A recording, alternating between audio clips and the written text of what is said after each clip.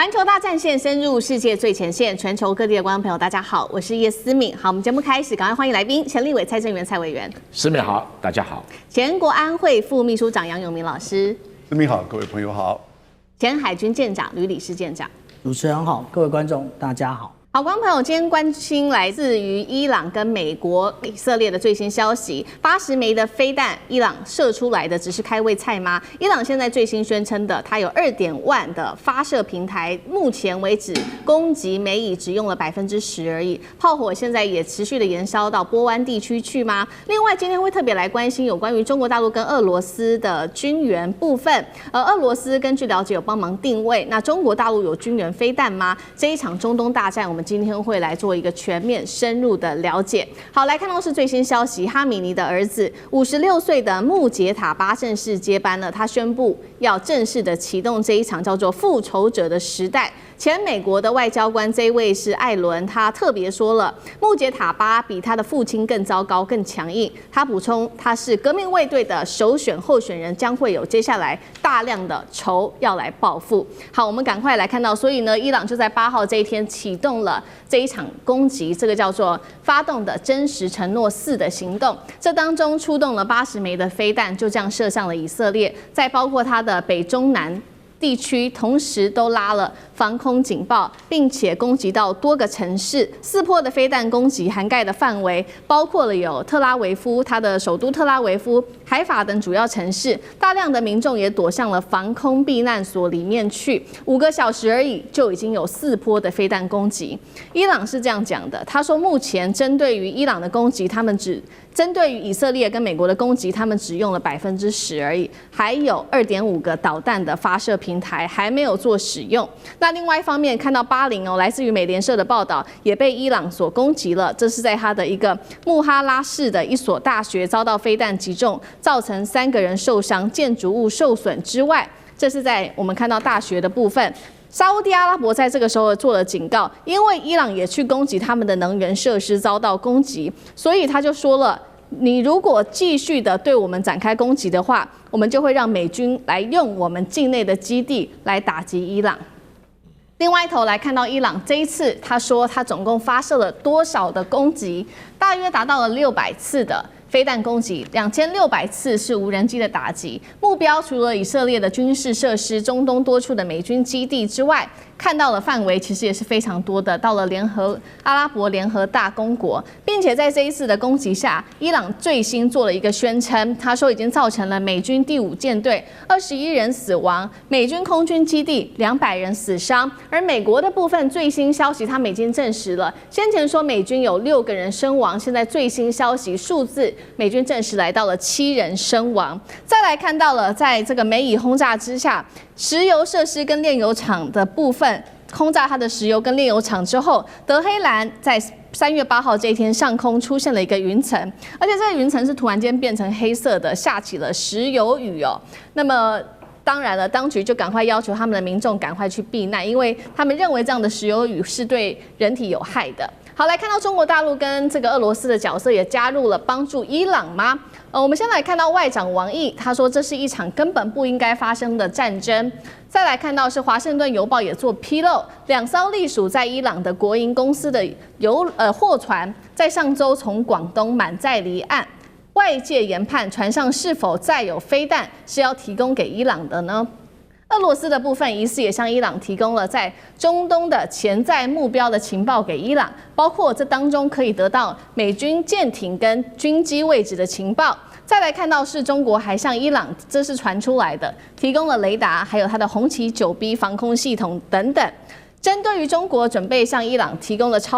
这个音速反舰飞弹的传闻，中国目前则是予以否认到底。所以这当中我们要请舰长特别先带我们来看到，中俄难道是真的开始下场要帮助伊朗了吗？这一场战争会不会变成美国对抗中俄的代理人战争？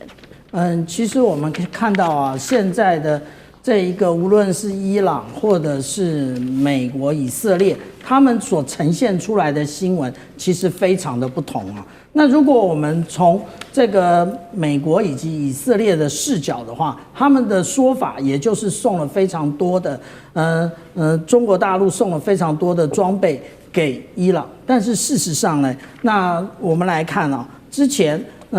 这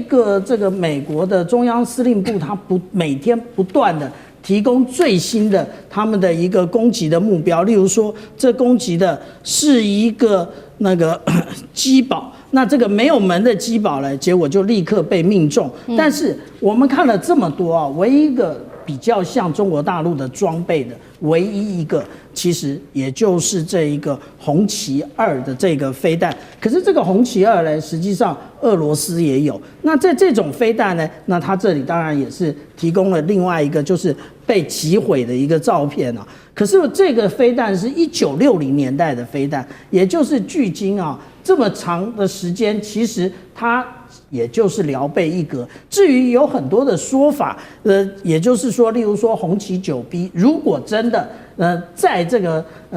部署的话，那应该也会有类似的照片，但是没有，雷达也没有。但是我们如果来看，是不是有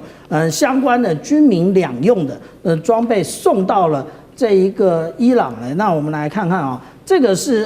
华盛顿邮报他所拍下来的接下来的卫星的照片。那也就是说，这2艘船，那其实现在如果按照3月7号的一个地点的话，他们正在通过南海，然后正准备通过马六甲海峡。因为现在的 AIS 啊，它都会显它的终端到底在哪里。那它的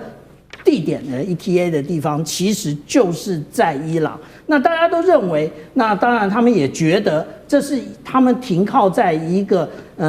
危险品码头，也就是专门送这种化学药品的。那也就是是不是有这种提供给伊朗这一种推进药的这个可能呢？那但是我们这样讲啊，有的时候码头比较繁忙的时候，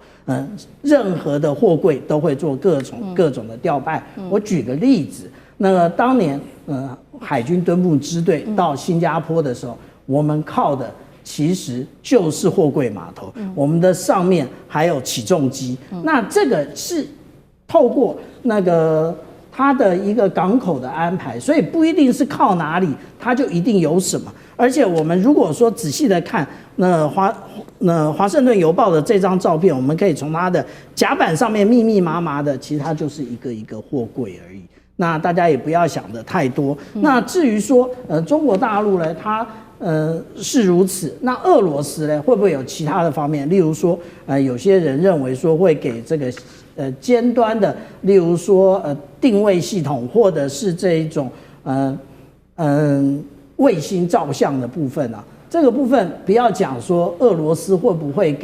给伊朗啊，我们想一想当年那个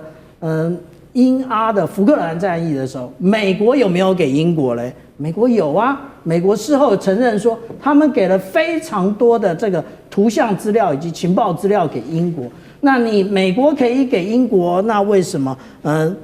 俄罗斯或者是中国不可以给伊朗呢？而且再强调一次，这一次截至目前为止，美国、以色列并没有向伊朗宣战。好，所以这一场战争持续的进行当中，我们刚刚关心的是在于中国大陆跟俄罗斯的角色，但是现在呢，伊朗是这样说的，他说我们发动了这么多次的战争，到现在为止最新的一次是80枚的飞弹射向以色列嘛，他说我们还有非常多的飞弹平台，2.5万发的飞弹平台，我们现在只用了10%，也就是说这场消耗战会持续下去吗？以色列的防空网撑得住吗？委员又怎么看？有人看门道，有人看热闹。这个以色列能不能撑得住，我们要从不同的角度来看。就说伊朗这个一再轰炸有没有炸掉以色列打击伊朗的空战能力？没有。换句话说，打击的重点没有打中以色列的空军力量。那打这种以色列的防空网，很显然打的是民间设施。那我们就问一件事情：以色列现在经过这几个轰炸以后，瘫痪到什么程度？似乎还没有到了瘫痪的崩溃边缘啊。那伊朗呢？伊朗的这个防空力量完全没有，所以等于是让伊朗的空军炸得完的，以色列空军炸得完，这是伊朗比较吃亏的地方，因为伊朗没有防空网，这是最大的问题。那伊朗有攻击网，那说伊朗有80枚这个导弹只是开场，他们还有25000枚他讲发射平台，应该讲是无人机啦。如果是导弹，不可能这个数量，因为伊朗的财力有限嘛。是不可能这个的。他说只动用10%，因为无人机的平台很便宜嘛。那伊朗的发射平台预估不会超过200个大卡型卡车的发射平台，所以现在损失多少不知道，但是很明显的损失也不会再少数了哈，可能有一半不见，那另外一半还有一个作战能量哈，所以有100套的发射卡车，有80枚的飞弹机差不多。至于它所谓井喷式的那种井射式的导弹，大概没有了哈，因为目前没看到井射式的导弹出现啊。这个是很不平常。但伊朗其实真正的问题不在这里哈，不在他有没有办法攻击以色列。第一个，他没有办法以色列的空军力量瘫痪，所以以色列可以持续对伊朗产生攻击。第二个，现在伊朗最大的困境是他不晓得该打哪里。第一个，如果他打以色列，这是很正常，美以伊战争。他现在打巴林，巴林是什叶派的打沙特阿拉伯或者打这个阿联酋，然后封锁荷姆兹海峡。战争主角就不是美国跟以色列啊，因为这个地方跟美国以色列一点关系都没有啊，你这打吧，有什么关系呢？美国也不痛，以色列也不痛。你说以色列、美国船又不进出这个荷姆兹海峡，大家都忘了这是什么？没有进出荷姆兹海峡，跟以色列、美国都没有关系，反而跟谁有关系啊？印度、中国、欧盟、日本、韩国、台湾，这有关系啊。所以变成说打荷姆兹海峡是等于是另外一场战争，因为主角全部换人了嘛。所以你只能对油价涨，那现在油价暴涨，美元暴涨，这什么意思？美国是获利者啊，这美国，而且中国是损失的，印度损失的，只是损失日本损失是损失的轻重不同而已嘛，哈。那有人讲说美国会经济什么乱？你看到其他国家损失更重，美国那点股价跌那还好，而且美国的债券没有暴涨，没有暴跌，维持稳定，你要从这几个数字来看的话，哈。美国可能还觉得很热的，你就继续封锁荷姆兹海峡吧。你要做反封锁，说让你们大家来拜托我，给我钱，因为那是主角不同的战争，而且荷姆兹海峡的战斗跟以色列一点关系都没有，那所以跟原来的美以伊战争，现在变成伊朗跟波斯湾国家跟其他国家的战争，哇，这另外一种战争这个伊朗能不能找到便宜？找不到便宜，麻烦就在这里，因为以前。会有效是美国从中东进口很多石油，现在美国完全不从中东进口石油，你甚至拿它没办法，完全拿了吧。而且它还石油出口国，现在全世界最大石油生产国就是美国啊，它会赚翻了。我跟你讲，赚翻了。所以这个伊朗的战略困境就在这里，就他不晓得该打哪里，不晓得该打谁。那打了以后，波斯湾国家变成他的仇人，沙特就放话了，你再打你就看着办。沙特的空军力量。比以色列差不了多少阿联酋的空军力量也很强那现在等于就是说，伊朗的民用设施还没有遭到太惨的攻击。那如果未来再波及到伊朗的民用设施，以色列固然受损，那以色列固然受损，后面有钱爸爸帮他补你伊朗就可能中国、俄罗斯都帮不上忙。好，卢委员说了，确实这场战争现在扩大到波湾地区去，包括了巴林等等的国家。那沙烏地阿拉伯也出来喊话了。那杨老师又怎么看这一场战争持续的扩大？先说中国跟俄罗斯会不会在背后支持伊朗？我先说，美国现在背后没有国家支持他。西班牙、法国、挪威是反对，认为这是非法的战争。英国、澳洲现在被要求，但他们现在在犹豫，而且强调不可以用于战争，所以跟过去的阿富汗、伊拉克战争完全不一样。美国的盟邦除了以色列，其实没有人愿意参战。那现在海湾地区的国家现在面临到一个两难：美国在用他们的基地，他们也需要美国的基地，但是他可能会被威胁、被攻击。沙特阿拉伯这边说，如果再攻击的话，会允许美军用境内的基地。你不老早已经允许了。那沙特阿拉伯会不会去攻打伊朗？不至于，双方这个可能不会走到这一步。那最多这是一个壮胆跟放话。那至于现在伊朗跟美国目前的这个情势我觉得在战略的层面，其实伊朗并没有就是说落后太多，因为美国跟以色列是攻击者，伊朗是遭受攻击还被斩首，这个国家快要崩溃。结果很快的，你看到它整合起来，新的政权延续，然后呢也有节奏的做反击，而且后面可能比过去这25波以上的反击还拥有大概2倍到3倍的无人机和弹道飞弹的储存量。是。那所以这样子的一种比较的话，你就发现到，当然你如果就双方的战损跟死伤人数，伊朗这边一定是很大的。而且像昨天那个德黑兰下黑雨，这个对人民、对社会经济影响都很大。对，我看到联合国的，就是难民总署就公布，在过去这一周出现了20多万、快30万的，就是避难的难民，也就是在国家内部离开德黑兰，还有以色列逃离特拉维夫的这些叫所谓的避难难民，但还没有出现跨国境的这个难民，所以基本上这个政治、经济跟地方的治理体制在伊朗还算是稳定。那现在新的领袖出来，所以呢，那当然一方面他自己权力巩固，二方面这个神权政府他自己也要掌控，第三方面伊朗这个国家面对美国、以色列这样子的攻击，那怎么样来去表现出他们的这个态度？强硬的态度，有尊严，或者是这个国家不容被欺负的这个态度。那这样子的战略层面而言，现在中国跟俄罗斯到目前为止根本不需要去帮助。你刚刚讲到的2艘华盛顿邮报登的2艘货轮，我觉得如果就算是之前签约的军民两用的这些物项，那其实也就原先的这个协议。因为现在就双方而言都还不算是进入战争状态，虽然战争已经这个不断的在提升，可是